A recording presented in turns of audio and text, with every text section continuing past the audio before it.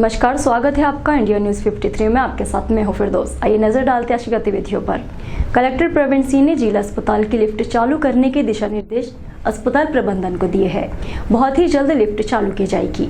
बुरहानपुर जिला अस्पताल को तीसरे माले पर शिफ्ट कर दिया गया है, जिसके कारण उपचार कराने आने वाले मरीजों को काफी समस्या का सामना करना पड़ रहा है। अस्पताल के कर्मचारी भी परेशान हैं। गंभीर मरीजों को दिक्कत बढ़ गई है। इन सभी मामलों को लेकर कलेक्टर प्रवीण सिंह ने गंभीरता से लेते हुए जिला अस्पताल प्रबंधन को तुरंत लिफ्ट चालू कराने के निर्देश दिए। कलेक्टर प्रवीण सिंह ने कहा कि मरीजों की सुविधा को देखते हुए लिफ्ट चालू की जा रही है, जो कि केवल मरीजों के लिए रहेगी। देखिए, जिला अस्पताल में अभी पीडियाट्रिक आईसीयू और कोरोना की तीसरी लहर को देखते हुए बहुत से निर्माण कार्य चल रहे हैं। उसी कड़ी में जो है सर्जिकल वार्ड को ऊपर शिफ्ट किया गया है, जो तीसरी मंजिल पे है। तो निश्चित रूप से इसमें जो है पेशेंट्स को तकलीफ आती है। अभी पेशेंट जो है वो जो रैम्प बना हुआ उसका यूज़ करें। तो अभी मैंने आरएमओ को निर्देशित किया है कि वो जो जिला स्तर की लिफ्ट है उसको चालू करवा देंगे। तो एक दिन लिफ्ट चालू हो जाएगी और लिफ्ट मैन भी हम लोग वहाँ रख देंगे ताकि मरीजों को परेशानी का सामना ना करना पड़े। भाजपा युवा नेता भूषण पाठक और 2 अन्य युवकों के खिलाफ अपर कलेक्टर शैलेंद्र सिंह सोलंकी ने शासकीय कार्य में बाधा और अभद्र व्यवहार के चलते तीनों को थाने में गिरफ्तार करवाया है। भाजपा नेता भूषण पाठक अपने 2 अन्य साथियों के साथ कलेक्टर कार्यालय पहुंचा। यहां पर किसी व्यक्ति विशेष की शिकायत करने पहुंचा था, जिसके बाद वे अपर कलेक्टर शैलेंद्र सिंह सोलंकी के चैम्बर में पहुंचा। वहां पहुंचकर अपर कलेक्टर के साथ अभद्र व्यवहार करने लगा और शासकीय कार्य में बाधा पहुंचाने का प्रयास करने लगा। साथ ही अधिकारी का वीडियो बनाने लगा, जिसके बाद तुरंत अपर कलेक्टर ने अपने कार्यालय के पास खड़े सुरक्षा कर्मियों को बुलाया और युवक को डायल 100 बुलाकर लालबाग थाने में भेज दिया। इस घटना के दौरान संयुक्त कलेक्टर कार्यालय में अफरा तफरी मच गई। तीनों युवकों को पुलिस ने लालबाग थाने लेकर पहुंची। अपर कलेक्टर शैलेंद्र सिंह सोलंकी ने बताया कि युवक व्यक्ति विशेष की शिकायत करने आया था और मेरा वीडियो बनाकर मुझ पर इल्जाम लगा रहा था कि मैं भी उस व्यक्ति से मिला हुआ हूँ। शासकीय कार्य में बाधा पहुंचा रहा था, जिसको लेकर लालबाग थाने भेजा गया है। विभिन्न धाराओं में मामला दर्ज कराया जाएगा। एक शिकायत करता है, नाम शायद उसका भूषण पाठक इस प्रकार से है, और अपने 2 साथियों के साथ यहाँ पर आया था। कलेक्ट्रेट में चिल्ला चोट मचा रहा था कि हमारी कोई शिकायत पर ध्यान नहीं दे रहा है। मैंने जब उसको समझाने की कोशिश करी कि आप अपना एक आवेदन दे दीजिए, तो किसी व्यक्ति विशेष के विरुद्ध कार्रवाई की मांग कर रहा था। मेरे द्वारा कहा गया है कि जब भी किसी व्यक्ति पर शिकायत अगर है तो आपको साक्ष्य देना पड़ेगा। तो उस पर वो इल्ज़ाम लगाने लगा कि सभी लोग मिले हुए हैं और सभी लोग एक दूसरे का पक्ष लेते हैं, मैं हमारी कोई नहीं।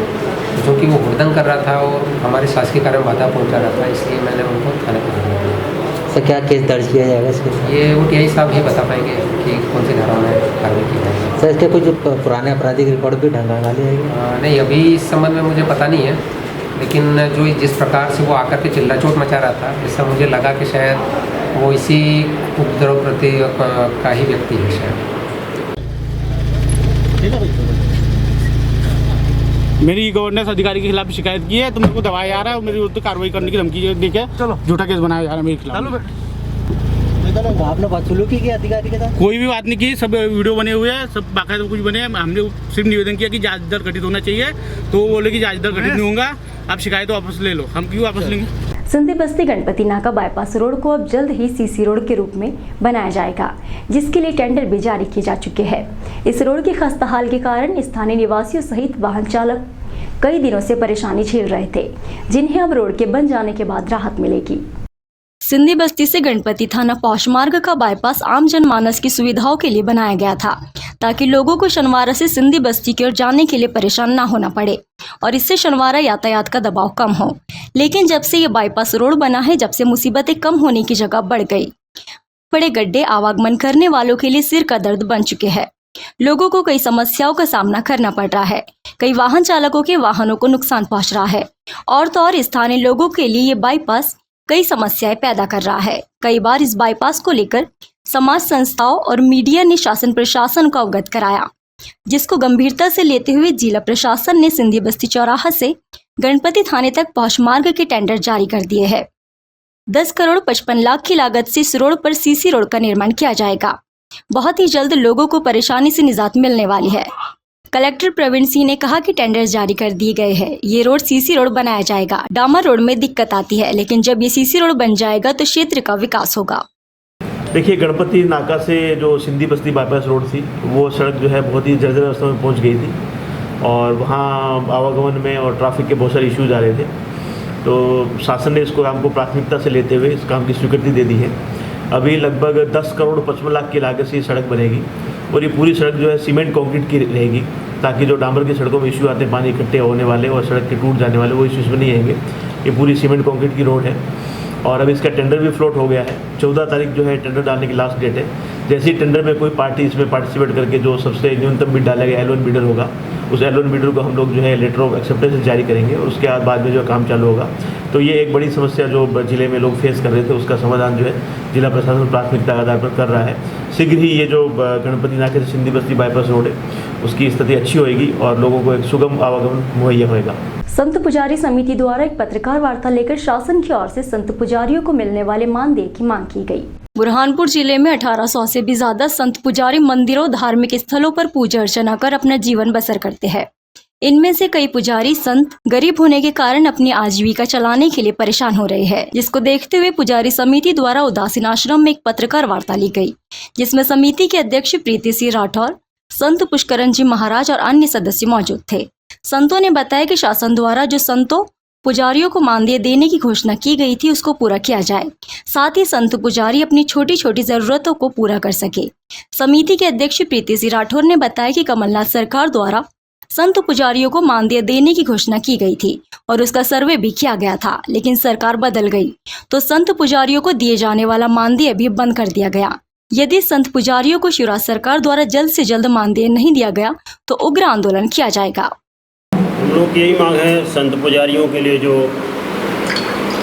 दिया जाता था मान वेतन का उसको दिया जाए तो संत पुजारी जो हैं जो गरीब हैं उनके गुजर बसर चल सके, ताकि मंदिर में पूजा पाठ के लिए धूप बत्ती है, तेल के लिए, घी के लिए है, भोग के लिए है, ये सामग्री मिलती रहे तो पूजा पाठ ही माने ढंग से होती रहेगी। इसलिए मेरा यही है निवेदन है कि उनको मंदिरों के लिए जो 5000 पहले मिलते थे उसी आधार पर दिए जाएँ तो अच्छा रहेगा। हम लोगों ने जो संत पुजारी संघ जो पुजारियों को मानदेय मिलता था, जो तत्कालीन मुख्यमंत्री कमलनाथ जी ने 5000 रुपये प्रति माह पुजारियों को मानदेय देने की बात रखी थी और उन्होंने सर्वे भी कराया और शुरू भी हो चुके थे।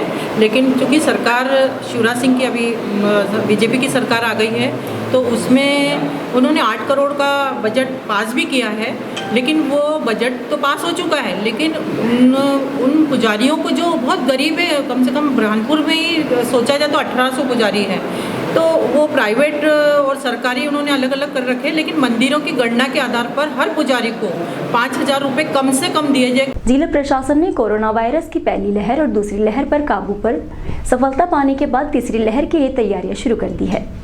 कोरोना वायरस की पहली लहर और दूसरी लहर पर काबू पाने में सफल रहे बुरहानपुर के जिला प्रशासन को अब तीसरी लहर के लिए तैयार किया जा रहा है, ताकि बुरहानपुर का कोई भी व्यक्ति कोरोना की तीसरी लहर की चपेट में न आए।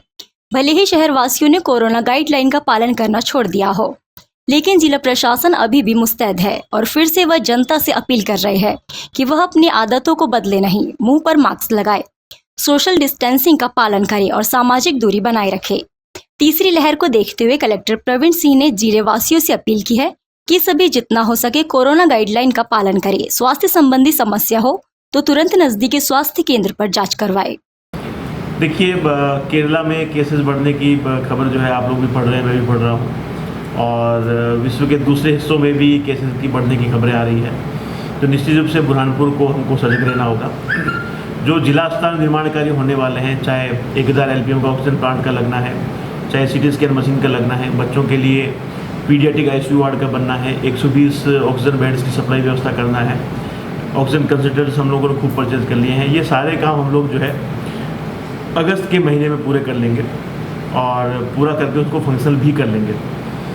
साथ ही साथ जो दूसरे उपाय हम लोग हमेशा करते हैं कि जिससे वायरस के संक्रमण की चेन को तोड़ा जा सके, जैसे बॉर्डर पे पाबंदी करना या अंतर्राज्यीय परिवहन को रोकना, वो सारी चीज़ें हम लोग अभी डिसाइड करेंगे, क्योंकि हम लोग अभी देख रहे हैं कि हमारे बगल के जिलों में केसेस की स्थिति क्या है। जैसे ही हमें लगेगा कि हमारे समीपवर्ती किसी भी जिले में केसेस बढ़ रहे हैं तो तत्काल जो आवश्यक उपाय होंगे वो जिला प्रशासन करेगा। केंद्रीय मंत्री फग्गन सिंह कुलस्ते के द्वारा सरपंच सचिव पर की गई अशोभनीय टिप्पणी के विरोध में नाराज छिंदवाड़ा जिले के सरपंच सचिवों ने जिला कलेक्टर को ज्ञापन सौंपा है।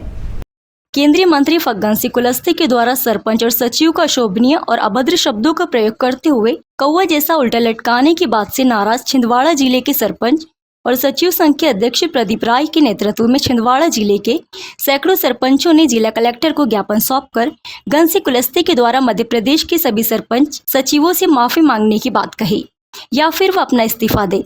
जमीनी स्तर पर सरकार की योजनाओं को अमलीजामा पहनाने वाले, जन जन तक योजनाओं का लाभ दिलाने वाले सरपंच और सचिवों के खिलाफ इस तरीके से ये पहला मामला है। जब किसी मंत्री के द्वारा इतने अशोभनीय शब्द कहे गए हैं, इससे भारतीय जनता पार्टी के मंत्रियों की मानसिकता प्रदर्शित होती है। क्या जनता के द्वारा चुने हुए ग्राम के सरपंचों को इस तरीके से कहना उचित है? सरपंच संघ के द्वारा संयुक्त मोर्चे की चल रही हड़ताल का समर्थन करते हुए उनकी मांगे पूरी करने के लिए भी ज्ञापन दिया गया। इस दौरान जिला सरपंच संघ के अध्यक्ष प्रदीप राय, उपाध्यक्ष मानक बैलवंशी, लखीचंद पवार उपस्थित रहे।